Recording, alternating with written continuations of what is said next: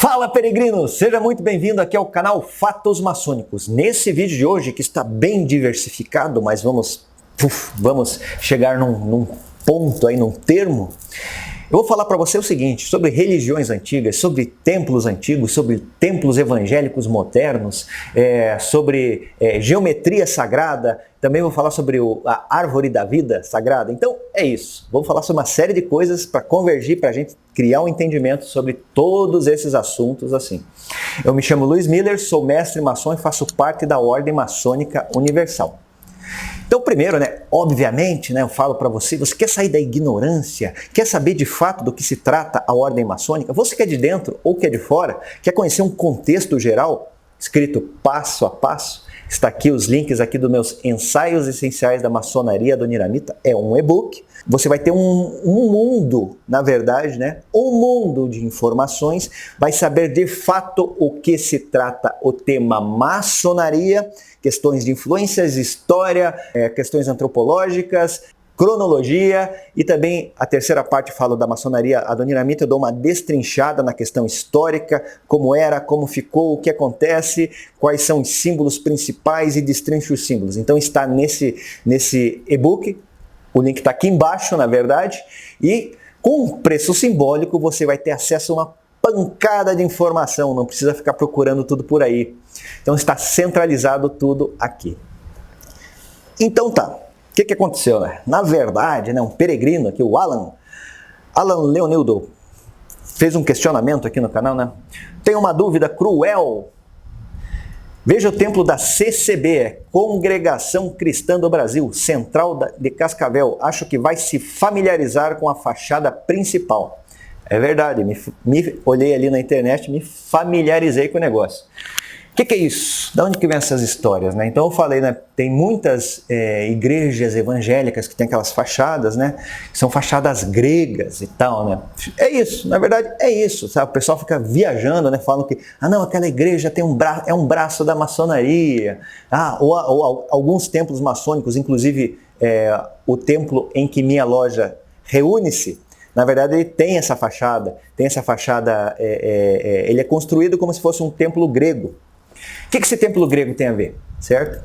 E aí que é a cerejinha do bolo, Porque o que acontece, por conta dessa questão até do cristianismo e nossa cultura aqui, cristã, o desenvolvimento dela, e enfim, essa cisão, protestante, evangélica, pentecostal, neopentecostal, que é extremamente contra tudo que é pagão, por exemplo, Tem muitas e muitas fachadas baseadas num templo pagão, que é o Paternon, templo de Atena, deusa da sabedoria.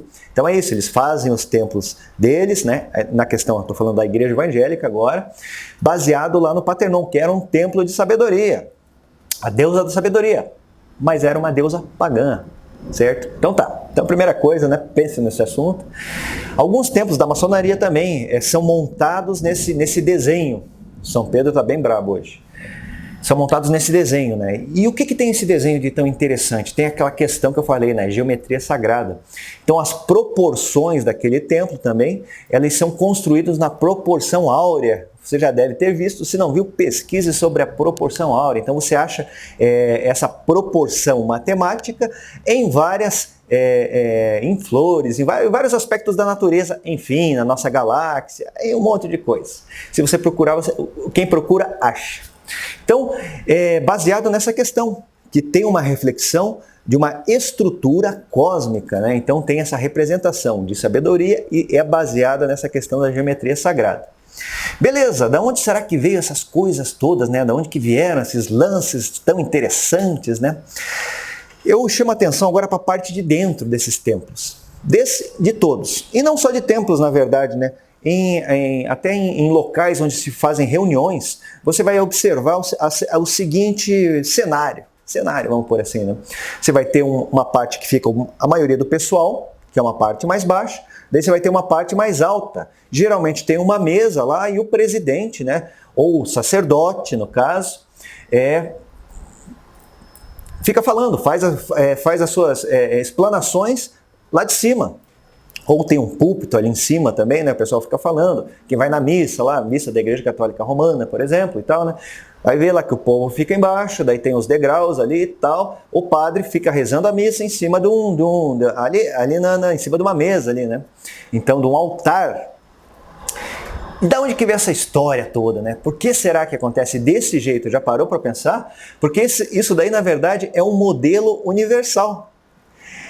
Esses modelos aconteciam da seguinte questão, assim, até onde a gente consegue chegar e observar, tem muita coisa a ver com os cultos de Mitra. Então você veja, mais um lance interessante, né? Muitas das coisas que acontecem, que a gente vê, elas têm raízes consideradas hoje, na verdade, consideradas pagãs. Nossa, são deuses. Agora, quer dizer, eram deuses na época, né? Depois com o advento do cristianismo, tornaram-se demônios e tal, aquele negócio todo.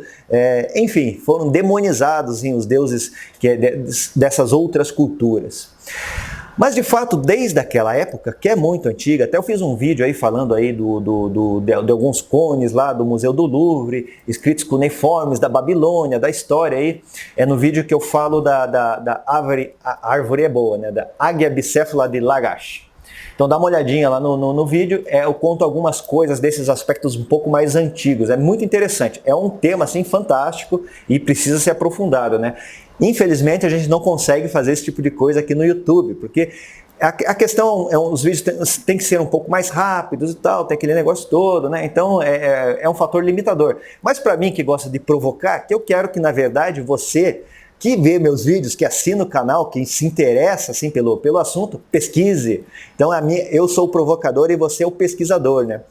Eu sou o peregrino que provoca e você é o peregrino que vai estudando. Então eu vou dando uns toques aqui, ali. No final das contas, vamos ver se você consegue juntar todas as peças desse quebra-cabeça. É isso. Então tá, o que acontece? Isso é uma configuração. E daí nós temos um desenho que é fantástico, né? Que é o Erzheim, a árvore da vida. E o pessoal fala muito, né? Não, mas isso aí é baseado, por exemplo, na maçonaria, né? Na maçonaria também é baseado lá a construção da loja maçônica, né? Do templo maçônico, melhor falando, é tudo baseado na árvore da vida, no Erzheim. Bom, daí vamos parar e analisar esse símbolo, né? É um símbolo fantástico e tal, mas será que ele é assim de verdade? Bom, creio que não. Estudando esse símbolo aí mais ou menos não sei, mas no mínimo aí quase 20 anos, eu cheguei a uma pequena conclusão muito sintética, né? Que aquilo lá, na verdade, a árvore da vida tem o Sefirot e tem a Sefirah. Então a Sefirah é cada uma dessas bolinhas e o Sefirot é o conjunto. Representam níveis de consciência, né? Então você tem ali Keter, Binah, Hokmah, Gesed, Yesed, Geburah, Tiferet, Netzach, Hod, Yesod, Malkut. Então, são esses níveis de consciência que praticamente são mundos, e o conjunto Sefirot. E ele é mais amplo, né? Porque aquilo ali é uma coisa só, então ele tem uma amplitude muito maior para baixo e para cima. Ein Sof. Enfim, tem esse lance. E o pessoal, eu acho um barato, assim, o nível assim, de pensamento, é pegar aquele desenho, por exemplo, né, o desenho da árvore da vida, e colocar assim, não, mas a maçonaria ela tem uma influência, basicamente porque existe uma descida da energia, algum lance do tipo de Keter para Malkut, por exemplo, né? E na verdade, aquilo lá é somente uma alegoria, é um símbolo para entendimento. Então, tem que se pensar melhor, né? Durante todos esses anos, e já vi coisas absurdas nesse sentido, para te falar a verdade, o melhor desenho que eu posso conceber, né, como ser humano, não sei o quê, é uma cebola. Então, Erzheim, na verdade, a melhor forma da árvore do conhecimento seria uma cebola. O conhecimento é uma cebola? Sim, por quê?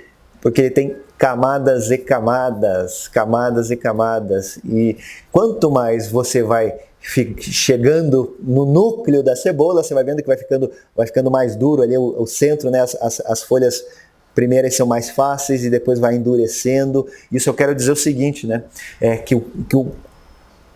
O conhecimento está no núcleo e não é fácil, né, mesmo de tirar isso, de você se aprofundar. Então, basicamente é isso, né? Isso daí de que o pessoal fala muito dessa questão, dessa analogia. Pegar um símbolo, por exemplo, né, que você pega o símbolo, a estrela tem determinadas representatividades. Olhar aquilo e levar ao pé da letra demonstra total desconhecimento da questão do que é um símbolo. Bom, então nesse vídeo eu falei de algumas raízes, de algumas questões e deixei muitas lacunas para você pesquisar. Então, o que acontece nessa coisa toda? Falei de símbolos antigos, cultos antigos, geometria sagrada, árvore da vida. E o que tem a ver todos esses elementos, na verdade, né? Esses elementos fazem parte de um todo. E a compreensão desse todo, através dos aspectos de geometria, de sabedoria, até de níveis de conhecimento, que eu falei aqui do Erzheim, vão fazer você ser uma pessoa muito melhor, muito mais em harmonia com o todo. Então, nesse vídeo de hoje, falei tudo isso.